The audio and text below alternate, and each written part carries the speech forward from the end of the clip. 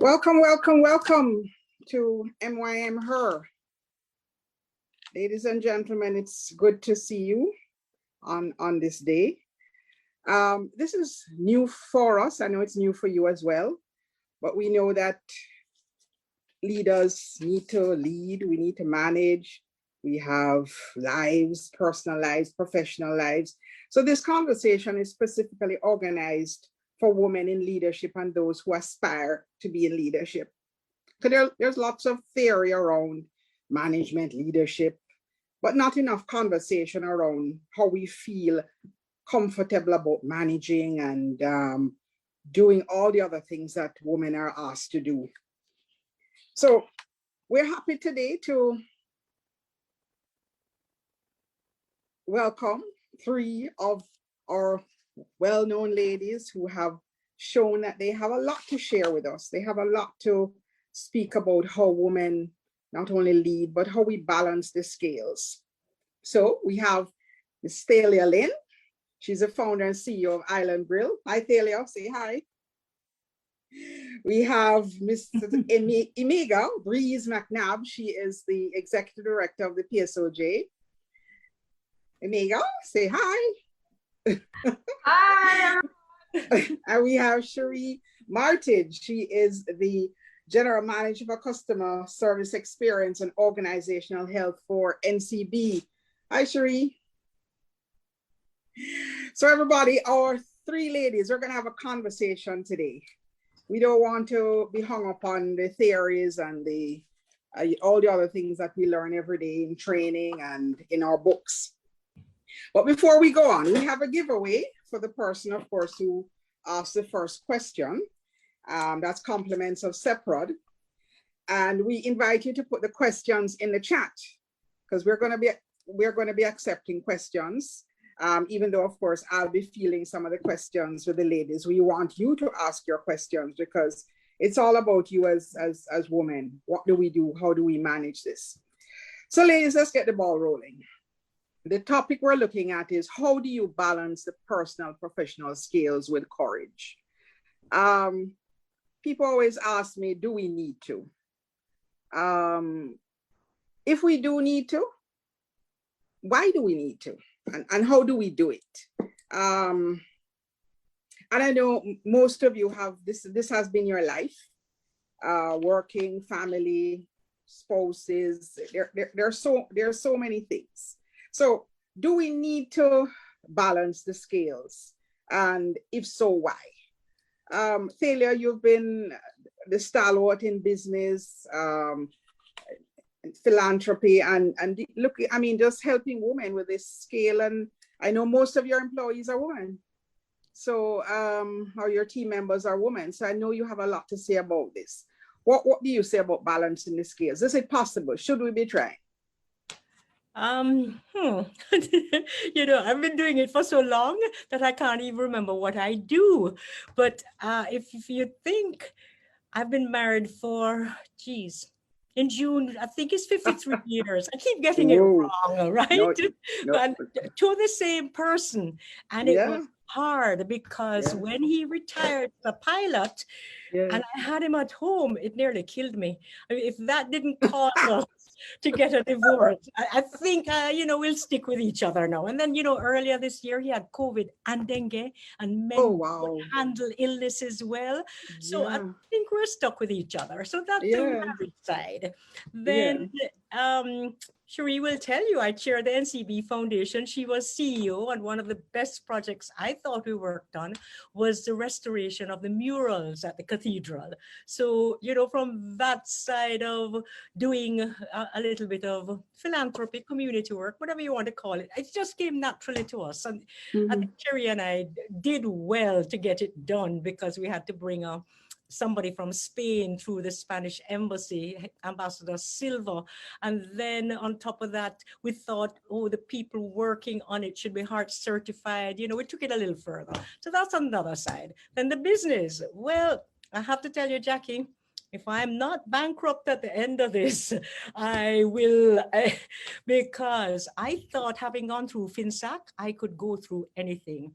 And if it weren't for my team, and as you say, mostly ladies, You know, and I'm reduced from a 900 count workforce to maybe, I don't know, low 700, 600, depending, because during curfews and lockdowns, but my team has been the best. And my daughter-in-law is my succession plan. She's the COO. She and my son, Mike and Denise, moved back from Florida when their daughter went into university. But if they hadn't been here, I think I would have tried to run away because everything just came tumbling down. We were on a high, a good year, and then your sales dropped 70%. What do you do? So it's all of those balls in the air, and sometimes I drop them. I still have one that I can catch, so that gives me hope. And then I think to myself, you know, Big Mike survived COVID and dengue. I'm alive. I have 4 lovely grandchildren. You know, I look back, Sheree, every time I go into the cathedral, you know, and I look at those murals and I said, oh, we did it. Those kinds of things make me want to take on another project. Like we're trying to raise tablets. I'm the social, what am I calling it? The ambassador for the Jamaica Social Stock Exchange. And we're trying to raise tablets. But it's how you see people who are not doing well pull together because they're people who are worse off than us. The children need tablets to continue their education. So you mentioned your daughter-in-law who's a CEO. So you're looking at how do you transition, how do you pull in other people to get the job done, whether it's family or external persons. That's something that you're seeing on your side that has been helpful to you in balancing. You know, if I didn't have them, although I do have a good team. Most of it is most of the I shouldn't say most, the men might get upset with me, but the heads of department here are women. You know, my daughter-in-law is COO, the head of marketing is a woman, the HR manager is a woman, the FC is a woman. I have a lot of women who support me. But if I didn't, it's easier when you have a succession plan within the family. Because my son romp rough, you know, he'll say, Mom, you can't say that. You can't do it like that. You need to change. You need to pivot. Well, Jackie, when I wheel and turn again, I want to fall down. But, you know, as I say, it's easier to transition when you have family because they tell you what it is. They say, look, you have to change. You've spent all your time building this business. You don't want to drop down around you. So everything has changed just drastically. So you need to as well. So succession planning is important. I'm sure, like, I think like Imega, she was already in that kind of position. So transitioning, going into the PSOJ from GMEA, you know, might have been a little bit easier for her. Sheree, she really never left us. I mean, she left, but she came back. So everybody, you know, you become interconnected. And I think my only skill at this point is like kind of networking and pulling like minds together, and that is what I think is so important. And what us women have that I don't think the men have as much of is emotional intelligence. That EI really takes us far, and Sheree can probably speak to that even more because she's in charge of organizational health. That's so important right now in this critical time. Yeah, Sheree, you want to speak to some of that? Because I know as women, sometimes people say we should be doing everything. But what about buying stuff that we can't do ourselves? Should we be buying services? How do we balance the scale? Delegating, how have you done it, or what do you recommend?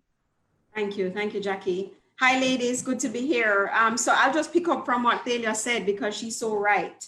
Emotional intelligence is what is needed more than anything right now, I find, especially dealing with the ravages of COVID and what the impact it has had on the workplace And so even more now, leaders are required to be far more empathetic, far more plugged in into how their team members are feeling, not just what they see on the surface in terms of how people are doing. And I do find that the women, because I guess we're not, natural nurturers, we do default to that quicker than the men do. But we have men that are clearly, obviously, keen on understanding, how to engage their team members in a time of crisis, and how do they transition and adjust. So we're absolutely seeing that as well. What I will say on the balance side of things is, Thalia is right. You need to have other aspects of your life that are just as important. So, maybe it's philanthropy, maybe it is, other areas where you can give back. I know people that are part-time lecturers, they have, you might call it a side hustle, but some of them are also doing it just for the love of it, because it helps them counterbalance what they would traditionally be seen as work and the stress that comes with work. And you have people like me who enjoy the work. So it's not, I don't feel it is stressful, but it is a lot. And so taking the time to balance is important. I find that if I go hard constantly, I will not be at my optimal. I have to take a break. So I work in peaks and troughs. So weekends are very special. It's rare that I will work on the weekend, unless it's an emergency or something is, just really pressing. But for the most part, I go hard. Monday to Friday, go really hard. And then on the weekend, I really go hard in terms of resting. I mean, I've been known to go into my house on a Friday and not come out back until the Monday. No problem, just at home. And I think, whatever your formula for balance is, you need to have one first and foremost. And then you need to actually stick to it and employ it. I know easier said than done, but it is important for your overall health. And it's important for your overall productivity, how you show up. And so I would encourage persons to understand what their sweet spot is, what's their off mechanism, what's their other outlet. I mean, I can tell you, Thalia takes a lot of joy and pleasure in giving back. When I worked with her, it was amazing how passionate she was. And you could see that fuels her energy as well. And so similarly, when we think that there are more dimensions of us than what people normally see, which are just normally working people, you are in fact able to come to any situation in a more holistic way and contribute more meaningfully. And if we're not here to contribute to the growth and the positive impact on fellow humans or just the world in general, then what's the point? And so those are some of the things that I think about. What's your peak? What's your trough? How do you manage it? What are your outlets? How do you exercise empathy and be more cognizant of how, the environment is impacting people using EI are some of the tools that are definitely critically needed right now. All right, thanks for that. Children, I mean, I think everybody on the panel, you have children, or you are certainly, and you have spouses. How do you get them and keep them engaged? You go hard Monday to Friday. As leaders, you're working longer hours. You're having meetings early morning, all through the week. How do you get your children to understand this is something you have to do? What is that? Because I know I hear a lot of women complain about it, that they have to do it. It's expected. I'm a leader. I'm being paid. But I'm going to miss my child's game. I might be called out at night for function. How do we explain that to our children and our spouse? How do we actually get them to be on our side, or to assist us in this growth? Who wants to take that? Well, I don't know why I'm jumping first, because I don't have any kids. I can't speak on that side of it. But some of you might all agree that our spouse, we said, boy, them come in like picnic, right? But I've been married for 15 years, and my husband is very supportive of what I do. And, Thalia mentioned earlier that I transitioned into a new job from the JMA January this year into the PSOJ. And while I believe in, you know, work, well-being, balance, that initial transition was very difficult because even though it was similar work, it was on a different scope sort of thing, moving from focusing on just one industry to national matters for many different subsectors. And before making that decision, I had to sit down, we had to talk about it, talk about the change in the demands for time, you know, the change in probably, if we used to play tennis in the mornings, we might have to play tennis at night, you know, for lunch, because I was doing work from home at the JMA, and now I would have to have gone in for the 3 months orientation period or 2 months that I had. So, you know, how do we do lunch during that time, having seen me at home for 1 year straight, you know, having me available. And, you know, he would come into the office, you know, if I have to work late, he would stop by and visit. And I don't know if you all know about the late Greta Bogues, but just before her passing, you know, when my husband came into the office, Alan, one of the things she said, you said, make sure you take her out for lunch at least one Friday every month, you know, have that as a practice. So I believe work is a big part of our life. However, we only have one life to live, and family and friendship is critical in that journey. So we have to continue to strengthen that relationship, know that it's a team effort. And one of the things, I know that COVID has been hard, but one of the things I also wanted to share is that, funnily, I've met so many more people during this journey in COVID than I probably did pre-COVID, because I'm a part of so many WhatsApp groups now. I'm a part of a girls group. I'm a part of a tennis and rum nights group.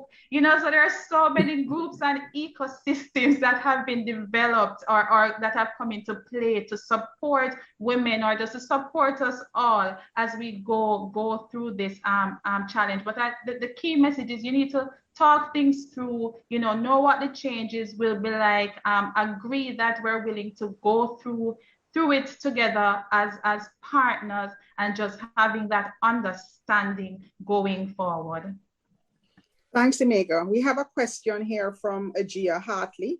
She's asking, how do you manage your emotional intelligence, both on a personal and professional scale? What kind of tips? Sheree, you want to continue with that? I know you had mentioned that, and also Thalia spoke about emotional intelligence. So she wants to know, how do you balance it on a personal and professional scale? What kind of tips? Well, that's a very good question. Why? Because sometimes when people hear emotional intelligence, especially in the workplace, they think that of a fast in people business, you know, if they get up in the them personal life, and people, you know, would be reticent for that, or they may not think it's your place to do so. And what I would say to that is, if you have a genuine interest in your team members, and it's not just you're ticking a box, you will in fact find that authenticity comes out in a way that you are able to get information without seeming as if you're fasting in anybody's business and them trying to, you're not a counselor or, you know, whatever. And so it's something that you have to practice. You know, it's not, you know, I can't say to somebody who is not necessarily an emotionally intelligent person today that you should start checking in on your people and that would be received in a way, because if it's not something that as a leader you have been practicing, they will be surprised. So new leaders, I would definitely encourage, if you're new to managing people, you know, you want to start from a place that says, you know, what is my role with these people that I have under my charge? My role is to unleash their potential. My role is to remove obstacles. My role is to help them to be the best versions of themselves. And if you start from that premise, then you're wanting to understand that they are not just this number or this person in this particular role in the organization. We'll see you and opening up channels where you can in fact have an understanding of what else impacts their ability to be productive. And so it is a nuanced skill. That's why we said maybe women are better. I hate to sound that way, but you know, it's because we have to do it a lot more. as we all said, when Mike gets sick, it's like the world is coming to an end. I don't know Imega's husband's name, but when them get sick, my husband is the same thing. It's like them cannot do empty. So we have had to learn how to master, handling emotional people and things that, just need to be addressed and stuff. And so maybe we're naturally inclined to do that.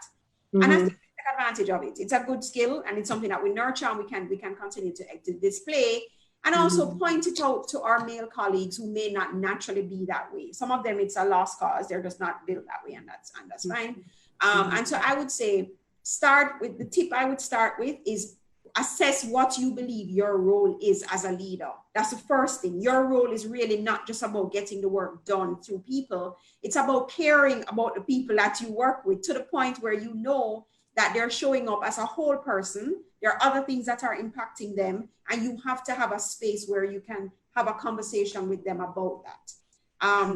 So that's the first acknowledgement you need to have. And that is a way towards building your emotional intelligence over time. So that's one tip. I'll ask Thalia to add as well.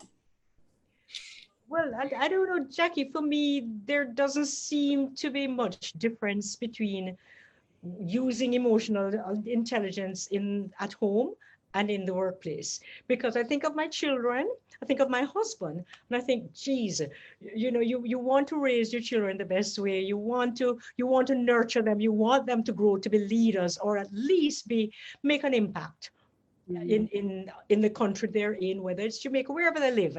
And it's the same way I try to say to my employees, look, you're kind of like my children, because you keep coming to me for everything. So I can't adopt all of you, but it almost transitions. If you have, and that's why I'm saying women do have more of that skill, because I think Sheree said it from the beginning, we're more nurturing. So you do it at home, so it just extends to whichever workplace you're in, whether you own your own business or you're working in a workplace. The other thing is, Imega, don't feel bad that you don't have children to practice on. You have your husband. It's the same thing.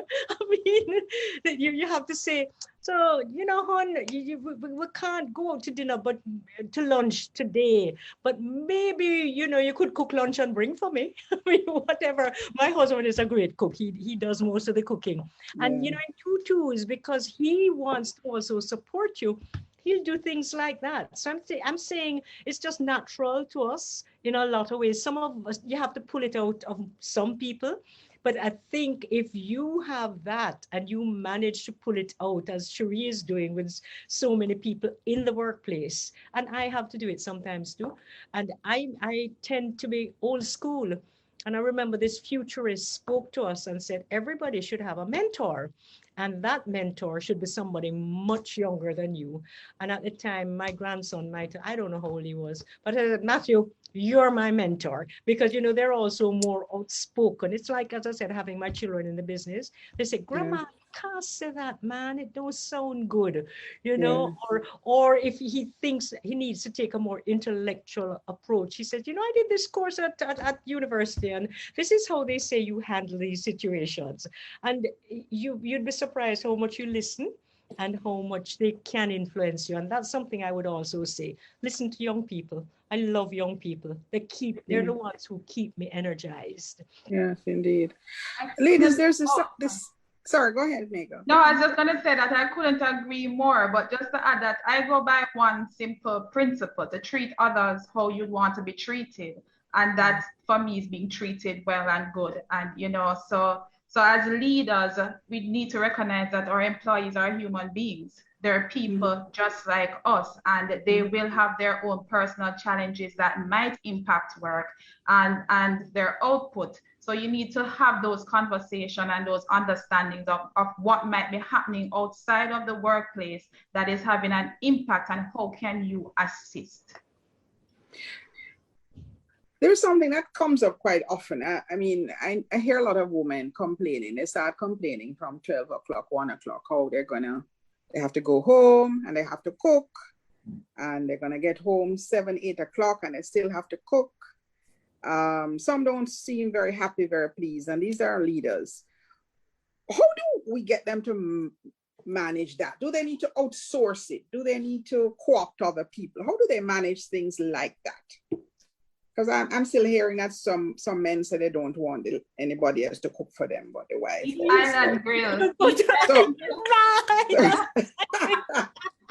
You go to Island Grill and get your home cooked comfort food. Thank you, Imega. It has saved me a lot of times. A lot of times it has saved me. Trust me. And you know, the thing is that a lot of those recipes are kind of home developed. Exactly. You They know, are. They are.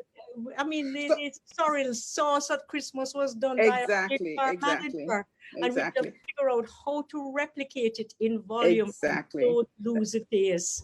So That is so true, because a lot of women are still fearful of saying we're going to buy food, and that is what, yes, believe me, Sheree, we are going to buy food, and that's what we're eating today, or for the whole week for that matter. And we're not cooking for this week. I have a project, I'm studying. You still have that level of fear. And some people, oh, they don't eat warm over food, that kind of stuff. So we have women thinking from midday, 2 o'clock in their brain, I have to go home and cook, but I have this project that's due. How do I explain to their spouses that, you know, that's something that, how do they do that? And some of their children. get them to help.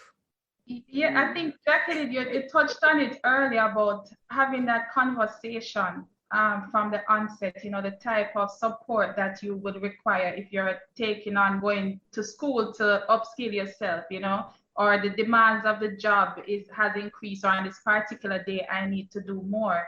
I think as women, we need to speak to our spouse, our significant others, or kids, share those responsibilities and just have them understand. I mean, my husband might beat me for this statement, but he couldn't cook a couple going a year back, but just having me and the demands of the job changing, as you mentioned before, he will do some of the cooking sometimes. He will ensure that food is there, whether it is from takeout or whether it is home cooked. So some of those traditional roles might change, and it's gonna take time because it's a cultural shift, but we have to start by having those conversations. Yeah. Something I need to ask, we've all made mistakes. What are some of the mistakes that we would have avoided? What would we be saying to those who have joined us? What kind of mistakes do we want to avoid as women, as, you know, leaders, as parents? What do we want to look at? How do we see mistakes anyway? Are they mistakes, or are they just learning opportunities? Genuine mistakes? What are they? What do we say to these ladies so they don't need to? I believe in life that if you know something, help somebody else. You might have learned from it, but if somebody else can avoid it, avoid it. I might have learned from the mistake, but you don't need to. So how do you ladies want to share some of these things with the audience? Some things you think, you know? Well, I think Jackie, it's all a matter of perspective and how resilient you are. Carol Dweck wrote a book called The Mindset, and she talks about the fixed mindset versus the growth mindset. And if you think about the growth mindset, every experience you have is an opportunity to learn and to be able to, you know, understand something else, you know? And so I've said this before, and it might sound a little odd, but I can't think of any mistakes because I've only had lessons. And I don't dwell on mistakes or what we deemed as mistakes or failures. I dwell on what have I taken away from it. How am I going to be better, faster, wiser, stronger as a result of an experience? And I found that having that kind of approach to what would be deemed as low points or failures or issues or obstacles does allow you to rise with a different level of wisdom, if you will. You know, it's all perspective, right? And I would encourage people to say that. Don't beat up on yourself. Don't dwell on it. What did you learn? What have you been through so that you are now better as a result? And it's all a matter of saying that there's a reason, like something, I did this and this happened because I needed to understand this. And having that kind of approach will make you more resilient, will certainly make you better in the sense that you're stuck, if you're always recycling an error or a mistake in your mind. What's the point? And I found that has been very, very enlightening and helpful and productive for the people that I've had to manage, and even myself. Okay. But as women, there's some things that we probably would have done. Yes, we've learned from it, and we're resilient. But what would we say to the ladies online that there's something that I've learned from that has really helped me, that, as I said, I would have done differently had I known, but I've learned from it. It has really helped me to grow. Body wants to. Jacqueline, that you put us on the spot here. I'm trying to think. I've had a lot of learnings, but I can't think of I can't recall immediately what would have triggered those learnings or what we deem as a mistake. But just to say that I know that what we call mistake has led to a lot of innovations and creative solutions in our lifetime. And I think sometimes as leaders or employees, we tend to discipline people harshly for failures. And that's something else that we need to relook at and examine, because we might be stifling creativity and new ideas and innovation coming to the fore. Okay. Thalia, you wanted to say something? Yeah, no, I think that's a good point, because I couldn't think either. But when I'm thinking of how I have changed, even with my grandson mentoring me, or my son and daughter-in-law in the business with me now, where my approach, like I'd go into the restaurant and I'd say, what are those burnt fries doing there? I would just start criticizing, as Imega says, almost immediately. So I would say, be a little softer in your approach. Don't be so aggressive then. And I still tend to kind of not, my glass is half full, but sometimes instead of starting a conversation by saying, oh, you did this really well, and I see the shelves are nicely packed, instead of focusing on the burnt chicken on the grill, that sort of thing. I've really learned that. I've gotten, maybe it's old age, you mellow as you go along. And I think the other thing that Sheree said is we tend to be hard on ourselves. And I think I believe it's also because when you're a strong person and you make a mistake, it dwells on your mind. You can't seem to get it off your mind. And that used to make me really anxious. But what I've also learned is that I can just say, oh, geez, on peace, I screwed up. I'm sorry, let's move on. And I would also use that as an example to say to my staff, look, go ahead, try it. It might not be the right thing, but I've done worse things. So I think a little introspection every once in a while also helps you, because sometimes if you're on top of the world, you think you're doing everything right, and you might be a little bit so self-centered at that point that so that I think is something I try not to be. But my children will say, Mom, come down off of that high. You're talking about years ago. This is today. So, and I really think that listening to young people helps, right? It sometimes, I remember the futurists also said, listen to songs that you never listened to before. And that's when I started to listen to real dance hall type of lyrics. Listening, like I used to turn down the radio. I used to, all of that noise in my head. No, I love it, right? So I'm saying you should be open to change. Learn from your mistakes. Don't be so judgmental. And maybe that's a good one. Don't be judgmental, because I used to be more like that and I've changed.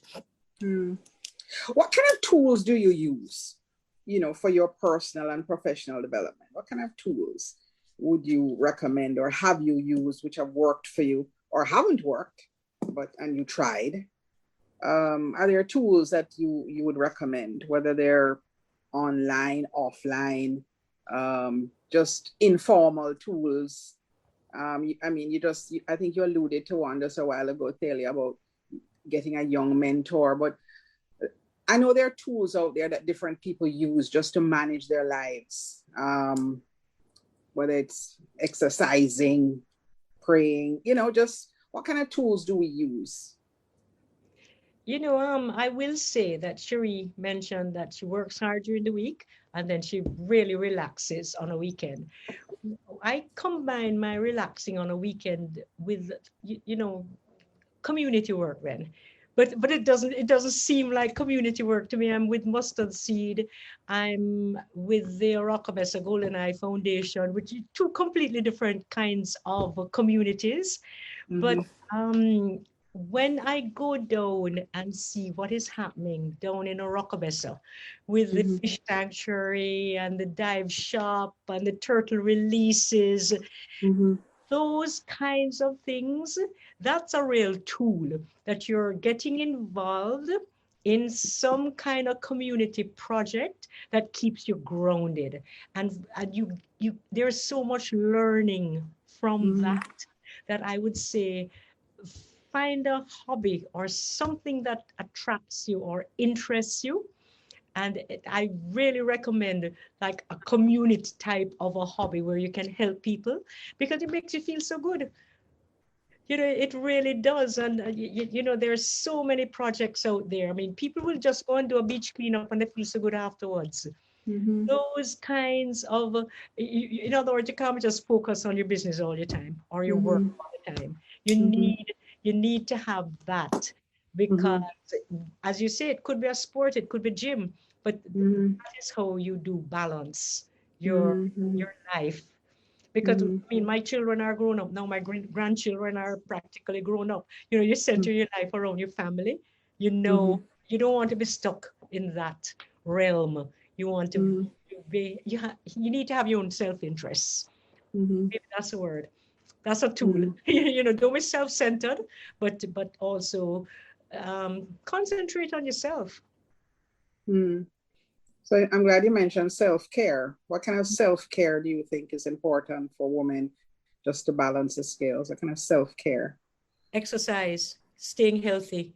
I mean, as I said, if I wasn't healthy and Big Mike wasn't semi-healthy, he wouldn't have been able to overcome COVID and dengue together. I mean, I think it's because I'm not overweight. I'm conscious of the fact that my mother had a stroke at 50 and she didn't drink, she didn't smoke, she played tennis once a week. I'm now 75 and I realize that, yes, we need to take care of ourselves. We need to, I walk, but sometimes with COVID, I have to admit I've been sitting too much. And that's why I said on a weekend, now that I can get back out and I've been vaccinated, I'm out there. Yeah. I agree, Jackie and ladies. I think exercise and self-care is important. I do yoga, I meditate, I get massages, and I know people think massage is like what, but it is really a way to have your body drain some of that energy that you're carrying around all the time based on your interactions, and just taking that care of the largest organ in your body, which is your skin. Those in fact help me to feel better. I really treat self-care as critical to my success. Read things that are not heavy, fiction, or just things that are lighter and more entertaining for you. Those are things that would be part of a self-care routine. Or watch videos.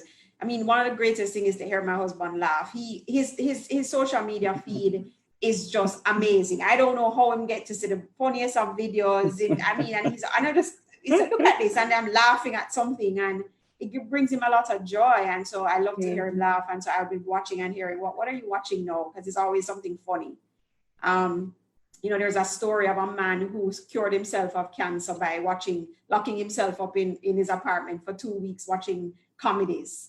I don't know how true, maybe it's an urban legend, but I think the takeaway from the story was humor, you know, light, joy does impact the cells of your body and can allow you to diffuse a lot of the more hard, denser types of energies that would cause you to get sick, to be truthful. And so I would encourage people to have that kind of routine that allows them to be more joyful.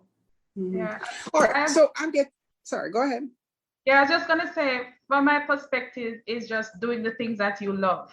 So I enjoy playing tennis. I enjoy nature, going to the beach, you know, that relaxes me. I enjoy some weekends just laying down and watching Netflix, every season of every series just straight through. And then I also like to sew. It might sound stressful, but I would just sit down and say, I'm going to sew a bathing suit this weekend because it takes my mind off, you know, other things. And then I like learning as well. So stuff like Duolingo, and I have like 5 different Spanish apps on my phone that I will just go on and to try to do a Spanish lesson every day, you know, and using these other apps on my phone to just read short stories. So I'm learning at the same time, but it's in a more casual, light type of setting and environment. So it's important for us to have a light side and to just, what we call it, tone down and take life easy sometimes. So we need to be intentional. That's what we're saying about balancing and managing it. Some people online might be saying, sure, well, you ladies, you're all right, you can do that. But I have so many children and I have this and I have that. How do they actually manage it? I mean, for me, I put everything on my phone. Whatever I have to do, it's all diarized. Whether I need to go to everything is diarized, and I'm intentional about that because I don't want to forget you have to manage your life and know when not to do certain things. So I don't know, how do you ladies manage that? Well, I think I'm the younger one here, slightly, but I know I should be doing digital and stuff like that, but simple old-time stuff work for me. Let me try to find it here.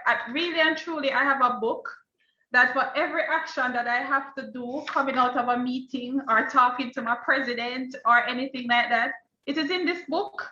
And I tick it off every day, what I've been able to achieve. And I go through and I prioritize in terms of timelines. So that's one of my strategy with how I cope and just balance and time management, time management, and go through what I have to do on a daily, weekly, or monthly basis. Same here. I can't manage without my book. I mean, I have my book here as well. I use it to record stuff, but I also use my phone. I find the notes app or the reminders on the phone also help me to just even stay more on top of things as much as I try. And so those are the kind of old-fashioned and emerging tools that I would say work for me. The workplace now has about 60% females, as managers, and maybe higher in a higher percentage as just team members. As Thalia, you alluded to that, your majority of your team members are female. How do we manage that dynamic as women? Still stay feminine? I hear a lot of the men complaining that we're not feminine enough. We seem to want to take on the world and forget that we're feminine. How do we look at or ensure that we still maintain a feminine side? We're leaders, we make decisions with courage. We stand up for what we believe in. But of course, with the understanding that our men are there working with us, beside us. How do we manage that? What do you mean by feminine, Jackie? No, I've just heard the remark, and I've read a number of articles where it says that women, even the way we dress, the way we speak, it's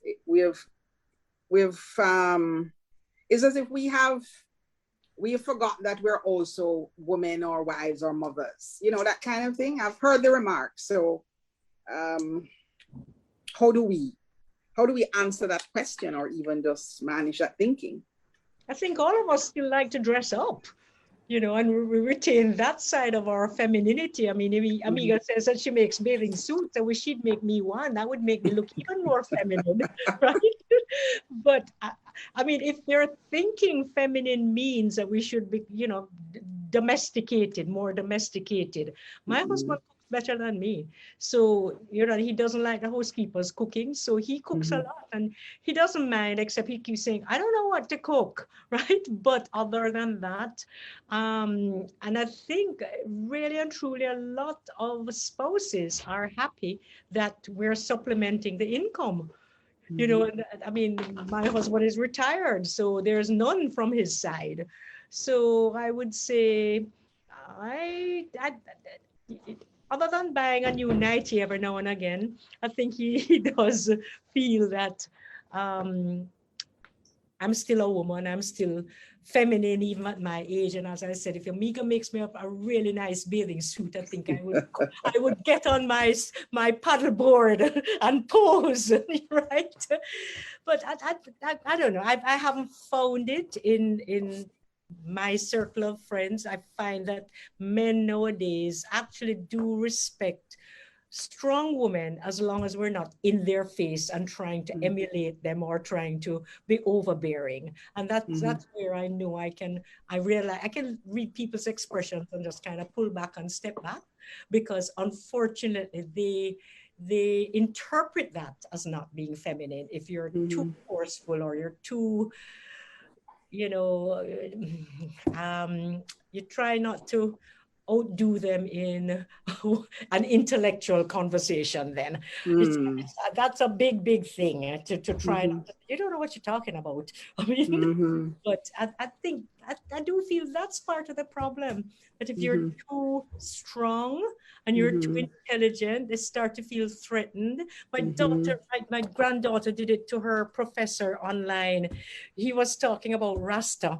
And she actually, her mother is American, and she said, she was contradicting him, and she says, what do you know? She says, I'm Jamaican. He says, no, you're not Jamaican. She says, of course I am, right? And she started to tell him about how, she went to the Rasta camp and everything. But she said she don't care. She couldn't make this man tell her, and he's a foreigner, about her culture, even though it's only half her culture. And he was not amused until she says, well, if you would like to meet some of these, like famous Rasta singers, I could do that. And that's when he pulled back and thought, oh, well, she's not so bad, but that's not quite femininity. I'm just making a point that men don't like to be kind of told different if they have an opinion. And to piggyback on that, I think what the observation is that a lot of women believe that to get ahead in the workplace or in corporate or in the professional sphere, you have to be more like a man. And I guess they see examples of, men who are at the top of their game in their respective areas, and these men look and act a certain way, and they figure that's the way that, you have to behave to be able to get to that. And it's, it's a perennial issue. We've spoken about what it is when you change representation and you have more authenticity in a diverse way in positions of power. What does that mean for those looking and emulating to be there in the future? And the question is, do we all think about positions of power within a particular set of characteristic traits? And the answer is no, we should not. And so by having women that are, let's call it feminine, in roles that people see that you can in fact be feminine and be so-called powerful from a corporate perspective in terms of roles, then it starts to be that, yeah, you can, it's diverse in terms of how I get to certain positions, and it comes down to just your individual style. I know women that are quite feminine, but they get things done, they don't joke. And you have others that, are a little more assertive and they're more kick-ass and whatever, and they also get things done. So I don't think we should subscribe to the notion that there's only one way for us to role model success. And I think more examples of that need to come to the fore that give those coming up the opportunity to be themselves and see how they'll find their space and achieve their goals by being who they really are. Because a lot of these women that are being tough, and that's not really them. You know, they've put on a mask to possibly get ahead. And then you have others who are really tough, like nails, and just this is how they are. So I would advocate for authenticity for both men and women. And so that feminine, if you're ultra feminine, no problem, but you can still move ahead. You know, I would suggest that. Okay. Just to add, you can be yourself and be successful. That's just how it is. I don't think you need to change. You don't need to act like a man or be like a man. And we're seeing that more in the workplace, in the banking sector. I mean, just the two ladies that we have here today, Thalia, you've been a trailblazer from when, you know, so we see that diversity taking place. I might say we might be seeing a shift taking place as well, just in terms of women and their role in leadership and women and the numbers in workforce, as you would have alluded to, Jacqueline. But I can tell you, when you talk to a lot of the male-headed companies, when you speak to them, all of them say, I love to hire women because they get the work done. Yes. So right. We did a recent survey which shows that many of the middle managers don't even know they're middle managers. They're disengaged. They don't think they're recognized. And that concerns me, that you're in a management role, but you don't know you're there. What kind of advice would you have for these women who believe that and they're not sufficiently engaged or even, I would think, connected enough to find out what their roles are? What advice would you have for them? I would say from you have at least one person reporting to you. you are not even a manager. You're a leader. You're leading somebody else towards a particular goal and fulfilling a vision. And so I don't need somebody to describe that, because you have somebody under your charge. And I keep talking about being under your charge, because when you have people reporting to you, it immediately shifts your responsibility to not just your individual output, but how do you nurture and bring this person to be, as I said before, the best version of themselves. And if you accept that that is part of now what your incumbent responsibility is, then you don't need somebody to tell you that I don't know what my role is, because you have somebody reporting to you. So you're a manager, you're managing resources, the most important being human capital. And it could be a capital of one. It doesn't really matter. And if you're not somebody who has people reporting to you directly, but you're managing a project, because you do have no ideas where teams come together and they disband after they've accomplished what they need to accomplish. The fact that you have to get things done through people, you are managing. That's just the basic definition. So don't wait for somebody to say to you, what's my role? Do you have anybody reporting to you? Do you have to get stuff done that you yourself are not fully and solely accountable for, and that you alone can move this pen from one place where you need to have somebody else move it? Then you're managing people, okay? And that would be a simple, just plain vanilla definition. And the question is, how then do you show up in a role that requires you to get things done through others? First of all, you need to care about them. They need to matter. They're not widgets. They're not a number. They're people. I think Imega said it quite eloquently earlier. And so that's a start. I'll allow the other ladies to add. Well, I just say from the other standpoint, in terms of being brave enough to have the conversation with your supervisor or your business owner.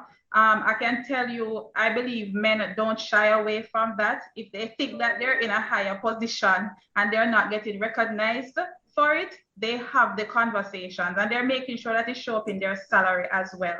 So I think as women, we need to be confident knowing that we are capable and we've been put in that position, and have the conversation that my role and responsibilities are clearly defined, laid out in a JD, and that the proper role, if somebody else is acting in that role similar, that the similar treatment is applicable to me or applied to me as well.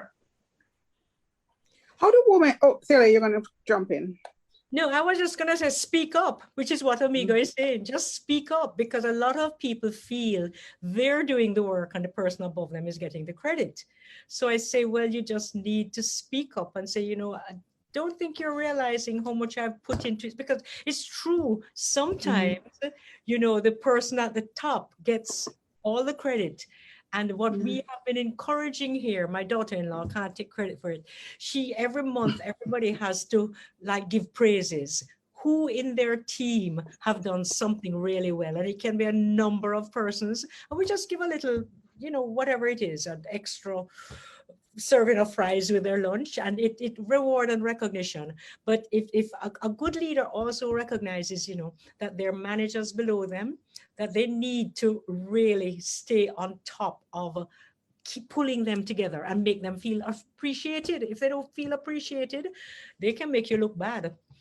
How does a female manager, leader, team member, how do you suggest they discuss family issues or concerns that they might be having with their, with their manager?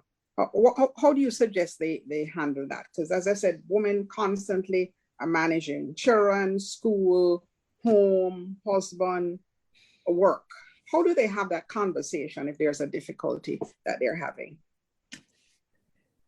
Jackie, we have a great HR team, and sometimes it's overwhelming, especially at this particular time where I have so many single mothers, who just can't make ends meet. And we do have a counseling service as well, because we can't deal with some of the issues. But it's if you have a good HR department, and I try not to get too involved, because as a family too, we tend to kind of put our hands in our own pockets or do things, and the HR manager says don't do it, right? Because it will start such a trend that you can't, it's like hard to. Yes. But we try to, but you can't help to get to know more certain members of the staff, because you work more closely with them. So it's hard, and it's hard not to get involved. But if you can manage to do that, it would be better to help your HR team put in place things like counseling. Always have counseling in place for them. It's very helpful. And we have I wouldn't say we have a fund, but we help them with certain issues. Like right now, I mean, when you hear the stories, you really want to cry. So what I said is, look, what we'll try and do, a lot of the products that we have, if we can just at least do a little tuck shop where you can come and buy them at wholesale prices. I said, but keep in mind, you have to appreciate, that it's putting extra work on some of the people in the commissary. So show your appreciation. But, if you can manage little things like that, but it's, as I say, you have so many women working for you, and the women have the issues, unfortunately. So I don't know how you balance it. That's, can't help you there. Yeah. Well, Sheree, as your senior people in your institution as women, what would you say for they're in leadership? Some don't want to appear to be vulnerable and not managing, and not managing. So what would you suggest for those persons? Well, actually, we're not taking tails out of school here, but I know at the executive level at NCD, for instance, we have a little WhatsApp group. We call it World Domination, where all the female execs are in that group. Because sometimes we just need to bond together. We have a virtual lunch. We haven't been able to have it in a couple of months, but we had a couple in the past. And it's really a time where we just bring our lunch and we chat over, chat crap, about our kids and whatever. I find that helps. And sometimes you learn more about what's happening with each other and provide support. On a more formal level, I agree with Thalia, what is the HR function able to do by way of counseling, by way of confidential support and access for employees? Do employees know that these are available? Do their managers also encourage, bring HR in when they might be observing things? I think those are other mechanisms that could be helpful to people who want to share, and their struggles are not something that they want people to know about, you know. Yeah. As we started by saying, you know, empathetic leadership, it's needed at this time more so than ever. So we have to, there are a lot of things that have happened since COVID, as we mentioned, single parents working from home, even having two supporting partners with kids working from home. It's very challenging. We have persons with fallout in income. So we have to be mindful of the impact that is taking place outside of the work environment, and see how our HR policies, how the interventions that we have are put in place mechanisms that will help people to cope better. Ladies, what a lovely note to end on. Can you imagine an hour is gone? Yes, 1 hour is gone, but we need to do this again. Thank you very much for being our what we call our guinea pigs in this project, and it was really, really lovely. I liked we were all just so authentic, as you say, Sheree, you know, and that's what we need to be as women and as leaders, so that we can, you know, we can share the successes and share the challenges. Sure. And share the tips, so, you know, life can be easier for others to come. Absolutely. So thank you so much. Thank you, ladies. And, bye, guys. Good to be here. Take bye, care. Thalia. Thanks for everybody. Take care. Stay safe. Thank you, everybody, for participating online. Bye. Thank you very much. Take and care. Seprod for our giveaway. Thank you very much. Bye.